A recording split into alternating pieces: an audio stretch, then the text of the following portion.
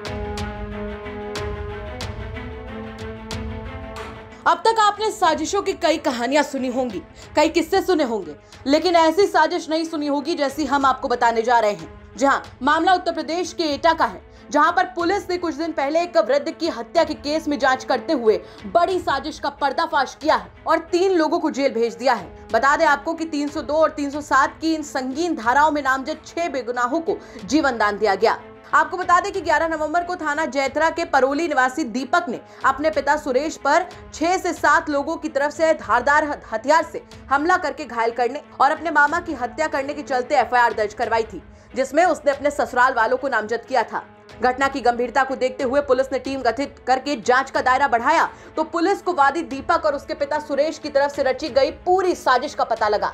Police ने जब वादी दीपक को हिरासत में लेते हुए पूछताछ की तो उसने अपना जुर्म कबूल करते हुए बताया कि उसकी शादी 2019 में हुई थी, लेकिन उसकी पत्नी के प्रेम संबंध उसकी बुआ के बेटे के साथ हो गए थे, जिसका पता चलने पर पति पत्नी के बीच में झगड़ा हो गया, जिसके बाद 1 साल पहले दीपक की पत्नी दीपक को छोड़कर अपने मायके चली गई थी और बुलाने पर भी नहीं आ रही थी। जिसके बाद दीपक ने कोर्ट में विवाह अधिनियम के तहत अपनी पत्नी के खिलाफ केस भी दर्ज कराया था। दीपक के मामा महेश चंद्र दीपक के साथ उनके घर पर ही रहते थे, जो काफी दिनों से बीमार थे और बीमारी के चलते ही उनकी मौत हो गई थी। तो दीपक ने अपने पिता के साथ अपने ससुराल वालों को फंसाने के लिए वहां के स्थानीय चिकित्सक की मदद से मौत होने की साजिश रचते हुए अपने मृत मामा को अपने पिता से गोली मरवा दी और अपने पिता के शरीर पर सर्जिकल ब्लेड से चोटों के निशान बनवाए, जिसके बाद में पूरी साजिश रची गई। पूरे मामले पर पुलिस का क्या कुछ कहना है, चलिए सुनवाते हैं आपको। 10/11 की रात्रि में एक जैथरा पे सूचना प्राप्त हुई कि एक व्यक्ति को गोली मार दी गई है और एक व्यक्ति को घायल किया गया है।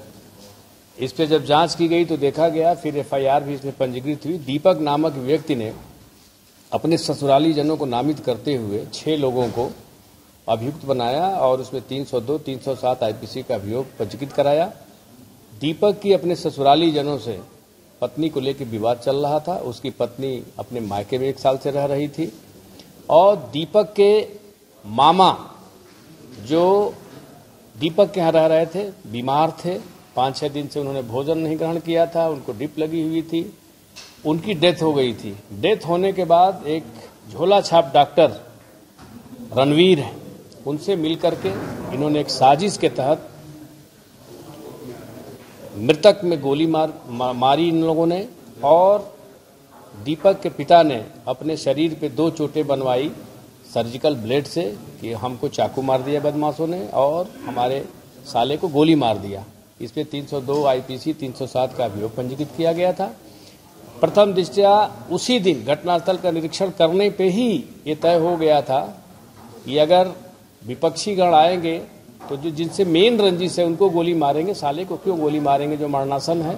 और उसी आधार पर जब विवेचना की गई तो ये तथ्य प्रकाश में आ गया कि मरने के बाद पोस्टमार्टम रिपोर्ट में भी आया है, मरने के बाद गोली मारी गई है, हार्ट अटैक से उनकी मृत्यु हुई है। और इसमें वादी के पिता और झोला छाप डॉक्टर इनको जेल भेजा जा रहा है 420 आईपीसी में। और डेड बॉडी के साथ अनादर इन्होंने किया, उसकी धारा भी लगाई गई है। और मिथ्या साक्ष्य गणना 194 आईपीसी 297 आईपीसी 420 आईपीसी में इनको जेल भेजा जा रहा है। तमंचा भी बरामद हो गया है, सर्जिकल ब्लेड भी बरामद हुआ है। ये पुलिस की एक बहुत बड़ी उपलब्धि है और इस फर्जी घटना का खुलासा करते हुए वादी पक्ष को ही जेल भेजा जा रहा है।